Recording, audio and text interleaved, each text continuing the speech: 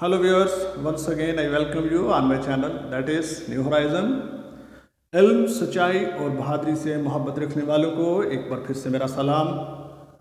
Students, आज की video में हम chemistry unit number 9 class 10th इनके हम आज न्यूमेरिकल सॉल्व करेंगे। 4 न्यूमेरिकल्स हैं। पीछे पूरा चैप्टर मैंने वीडियोस बना के वो मेरी टाइमलाइन पर मौजूद है। अगर आपने वो नहीं देखी तो ज़रूर देखिए, फिर इसकी तरफ आइए, तब आपको ये हेल्प करेंगे, अदरवाइज़ इसकी आपको समझ नहीं आएगी।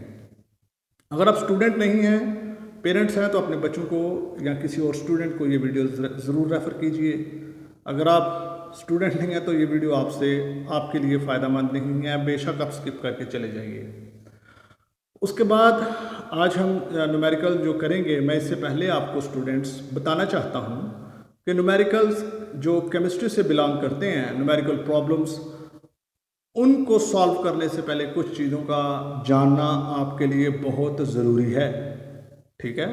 नंबर 1, जो केमिकल इक्वेशन हम करते हैं, जो न्यूमेरिकल प्रॉब्लम हम सॉल्व करेंगे, अगर उसकी केमिकल इक्वेशन बनती है तो वो ज़रूर लिखिए और वो इक्वेशन बैलेंस्ड होनी चाहिए, क्योंकि जो इक्वेशन बैलेंस नहीं है वो आपके न्यूमेरिकल प्रॉब्लम्स को सॉल्व नहीं कर सकती। वो आपको नुकसान होगा, उसका मार्क्स उसके नहीं मिलेंगे। सो बेसिक प्रिंसिपल है कि जब आप ये वाले न्यूमेरिकल सॉल्व करते हैं तो इक्वेशन का बैलेंस होना ज़रूर है। 3 तरह के ऑप्शंस आपको देखने को मिलेंगे। या तो आपको वर्डिंग दी होगी बस, और कुछ दिया होगा, कहा हुआ कुछ फाइंड करें। दूसरी ऑप्शन ये होगी कि आपको कोई वर्डिंग भी दी होगी लेकिन साथ में इक्वेशन दी होगी लेकिन वो बैलेंस्ड नहीं होगी। थर्ड वाली ऑप्शन है कि वो वर्डिंग भी होगी, गिवन होगा, कुछ आस्क्ड होगा, और जो है इक्वेशन बैलेंस भी होगी। बैलेंस है तो ठीक, अगर इक्वेशन बैलेंस नहीं तो आपको बैलेंस करनी है, लेकिन अगर कुछ भी नहीं दिया हुआ तो फिर आपको इक्वेशन भी खुद से लिखनी है। ये बात आपको कभी भी ना भूले जब आप न्यूमेरिकल प्रॉब्लम्स को सॉल्व करते हैं केमिस्ट्री में। ठीक है।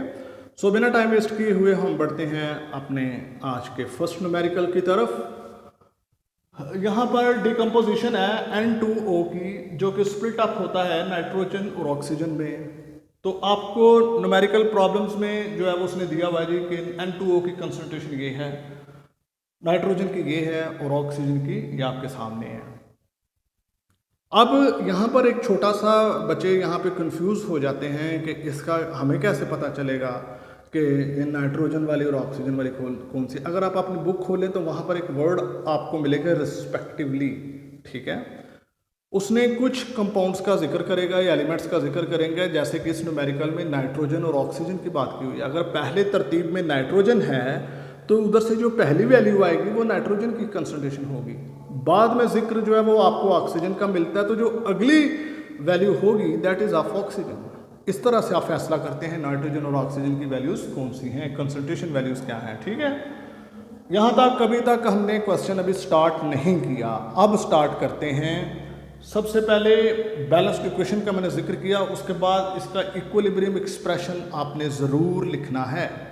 अगर आप रेगुलर वाचर हैं तो आप अच्छे तरीके से समझ चुके हैं कि ये मैंने क्या लिखा हुआ है।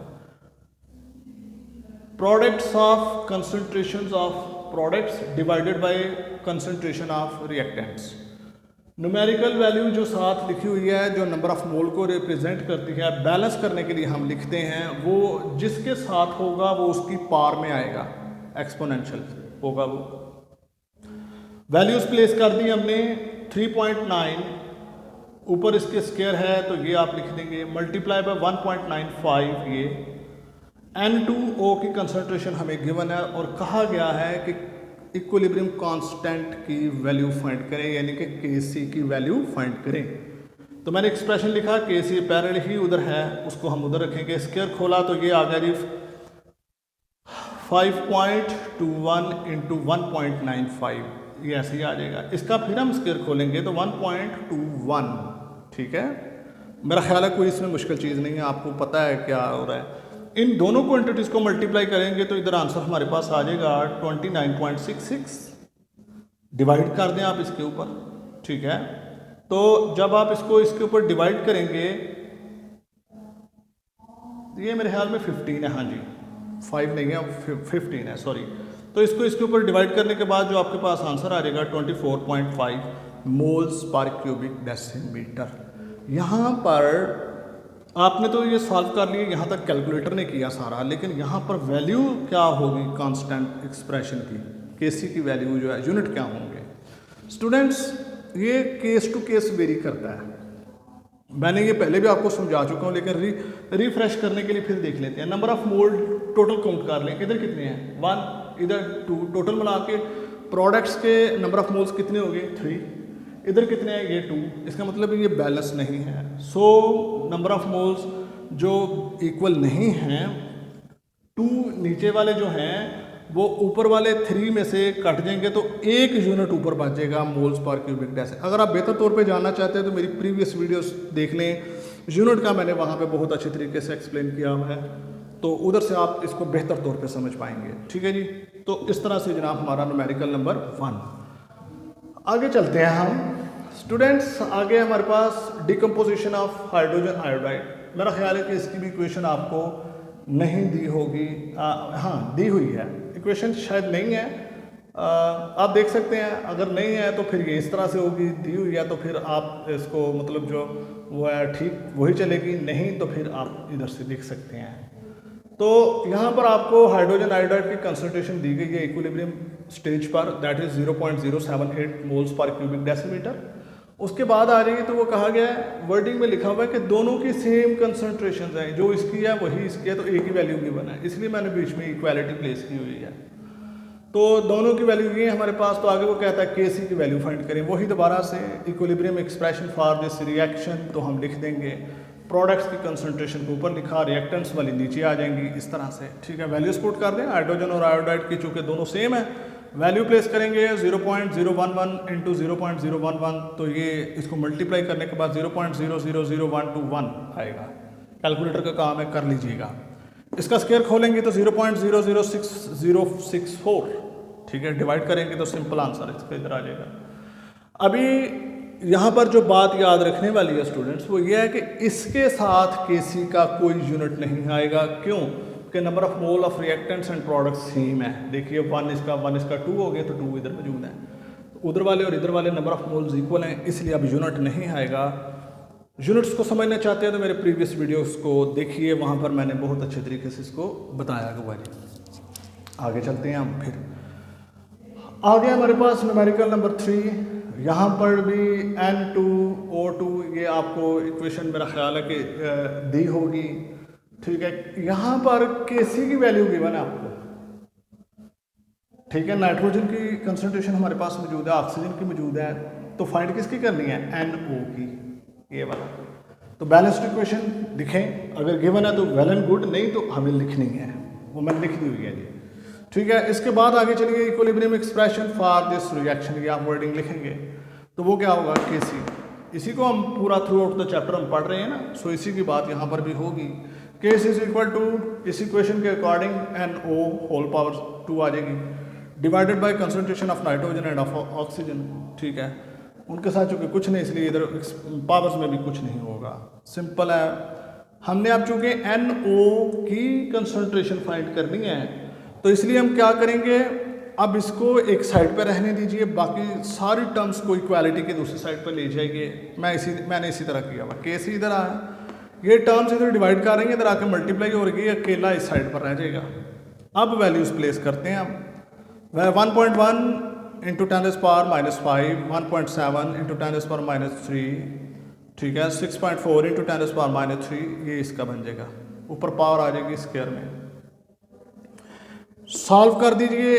इसको मैंने कैसे किया है, जिसको बिल्कुल पता नहीं चल रहा वो भी देख सकता है। 1.1 मल्टीप्लाई बाय 1.7 मल्टीप्लाई बाय 6.4, ये इन सबको मल्टीप्लाई कर दिया तो आंसर आया ये 11.968। अब 10 पास जो है, इनको मैंने चूँकि रकमें एक जैसे हैं हमारे पास, सो एक लिख ली जाएगी। ये 9th का मैथ है, चैप्टर नंबर 2 की बात कर रहा हूँ। पार्ट्स को ऐड कर लीजिए, -5 -3 और फिर 3, तो ये बन जाएगा -11, ये इधर ही रह जाएगा इधर। ठीक है, अभी हम करते ये हैं स्टूडेंट्स कि मैं यहाँ से बात जो है वो थोड़ी सी ब्रिकी वाली है, आपको समझनी चाहिए। ये चैप्टर नंबर 5 फिजिक्स, आप 9th क्लास में इस किस्म के प्रॉब्लम्स को आप डील कर चुके हैं। ग्रेविटेशनल फील्ड वाला जो चैप्टर था उसमें यहाँ पर NO जो है उसका स्केयर हमने उड़ाना है, क्योंकि उसका स्केयर नहीं पूछा गया आपको, तो कंसंट्रेशन ऑफ NO पूछी गई है ना, तो इसलिए अब उसके ऊपर चूंकि वो स्केयर है तो ये ख़त्म होगा अंडर रूट लेने से। सो इसका तो मैं ले लिया अंडर रूट, तो ये तो निकला है बाहर इस तरह। अब इसको सॉल्व करना है। अब यहाँ पर 10 की पावर जो है वो याद रखें, स्केयर को अंडर रूट को उड़ाने के लिए ये 10 रेज़ पावर इवन में आनी चाहिए। यहाँ पर ऑड नंबर है -11। सो हम क्या करते हैं, हम डेसिमल पॉइंट को जो कि इधर था हम एक पॉइंट इधर शिफ्ट कर देते हैं, जो 9 के बाद आ जाएगा इसमें।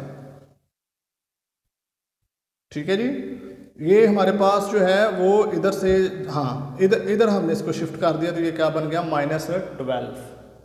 यहाँ पर यहाँ से मिस नहीं करना। अगर नहीं पता चल रहा प्लीज़ इसको स्क्रीन बड़ा करके देख लीजिए। हमारे पास वो वैल्यू है 11.968 इंटू 10 पावर -11। तो मैं इसको माइनस या तो 10 बनाऊँ या फिर -12 बनाऊँ, तो मैंने इसको -12 में कन्वर्ट कर दिया। एक डेसिमल पॉइंट, एक दर्जा जो है वो आगे जाएगा, तो 9 के बाद आ जाएगा ये। ओके, आई होप कि ये पॉइंट आपका क्लियर हो चुका होगा।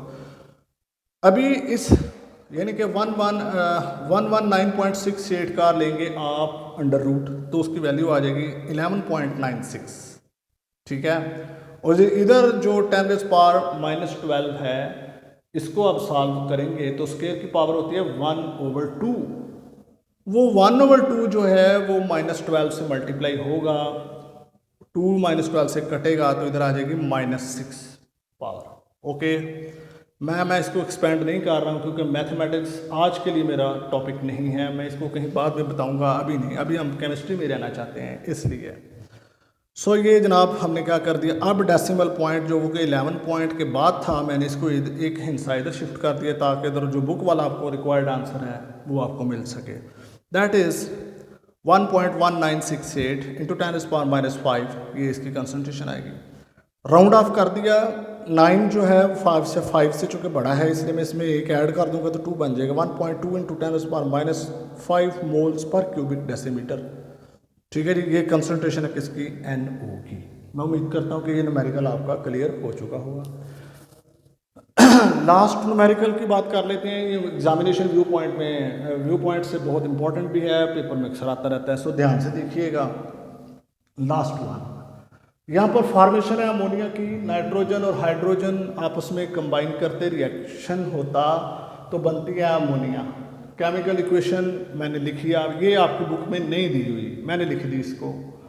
नाइट्रोजन की कंसंट्रेशन वो है जी 0.31 मोल पर क्यूबिक डेसीमीटर, हाइड्रोजन के 0.50। ये भी उसी ने रेस्पेक्टिव वाले वर्ड यूज़ किए हैं जो मैंने पीछे एक्सप्लेन किया हुआ है। Kc की वैल्यू हमारे पास गिवन है, ठीक है, 0.50 मोल्स स्क्वायर पर हेक्सा डेसीमीटर। ठीक है, तो इधर कहता है जी अमोनिया की कंसंट्रेशन फाइंड करें, यानी कि ये बताइए कि अमोनिया कितना प्रोड्यूस होगा। ये भाई केमिकल इंजीनियरिंग के लोग काम करते हैं, ये वाले जो केमिकल से रिलेटेड जो इंजीनियर्स हैं, जो सॉल्यूशंस के जो इंजीनियर्स हैं, ये उनके प्रॉब्लम्स जो हैं, ये उनके प्रॉब्लम्स हैं जो आपको सॉल्व करने पड़ रहे हैं। कौन जानता है आप भी कल को केमिकल इंजीनियर बन जाएं। अगर बनना चाहते हैं तो फिर ये चीज़ें आपके लिए बहुत इंपॉर्टेंट है। वही लिखेंगे हम, equilibrium expression for this reaction. अगर आपको स्क्रीन से वो एंड वाले वर्डिंग नज़र नहीं आ रहा तो मैं बोल के बता देता हूँ। Equilibrium expression for this reaction, जो मैंने पीछे भी वर्ड्स यूज़ किए हुए हैं।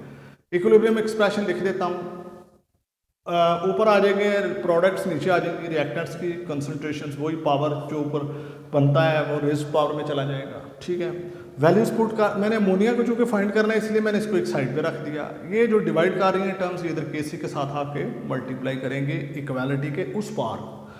आगे चलते हैं जी, वैल्यूज पुट कर दीजिए 0.50 इंटू 0.31, ये दोनों की वैल्यूज आ गई। अब H के ऊपर चूँकि 3 है तो इधर 0.50 के ऊपर भी 3 आएगा, यहाँ पर ये आ गया। इन दोनों वैल्यूज को मल्टीप्लाई करके आंसर आ गया 0.155। अब इसका क्यूब खोलेंगे तो 0.125 क्यूब यहाँ पे खोलना है, ये याद रखिए। 3 दफ़ा मल्टीप्लाई कर दें टर्म्स को तो क्यूब खोल जाएगा, वरना कैलकुलेटर के ऊपर आप करेंगे तो डायरेक्ट पावर उसकी 3 भी लिखेंगे तो वो भी आपको आंसर देगा। अमोनिया इधर आ गया जी स्क्वायर में, बंद पड़ा हुआ है अभी। सो इसका भी स्क्वायर उसी तरह उड़ाएंगे जिस तरह पिछले न्यूमेरिकल में हमने किया था। अंडर रूट ले लीजिए, अंडर रूट लेंगे तो ये तो गायब होकर निकल जाएगा, आज़ाद हो जाएगा, अमोनिया इधर आ जाएगा। अब इस टर्म को हम साफ करना है, इसका अंडर रूट ले लीजिए कैलकुलेटर पे, 0.139 ये इसका अंडर रूट आएगा। उसके बाद इसको राउंड ऑफ कर दीजिए, चूँकि 9 है 5 से बड़ा है, प्रीवियस 1 जो है उसमें प्रीवियस 1 जो डिजिट है इसमें एक ऐड कर दीजिए तो 14 बन जाएगा मोल्स पर क्यूबिक डेसीमीटर। यहाँ पर यूनिट्स का कोई रोला नहीं है, वो यूनिट्स तो केसी के होते हैं जो कंफ्यूज करते हैं, वरना जो कंसंट्रेशंस होती हैं कंपाउंड्स की उनका यूनिट सेम ही आता है। स्टूडेंट्स, मैं उम्मीद करता हूँ कि आपने ये चैप्टर एंजॉय किया होगा। अब ये चैप्टर आपको मुश्किल नहीं लग रहा होगा, ऐसी मैं उम्मीद करता हूँ, और मेरा मकसद भी यही है। मेरी वीडियोस के बाद आपको ये चीज़ें मुश्किल नहीं लगनी चाहिए। फीडबैक ज़रूर दीजिए, समझ आती है तो भी बताइए, ना आए तो मैं यकीन मानिए आप ये कहेंगे ना कि हमें समझ नहीं आती, आपके टॉपिक्स मुश्किल हैं, मेथड मुश्किल लगता है, मैं उसको आसान करने की कोशिश करूँगा आपके लिए। ठीक है, so keep studying, keep marching, may God bless you students.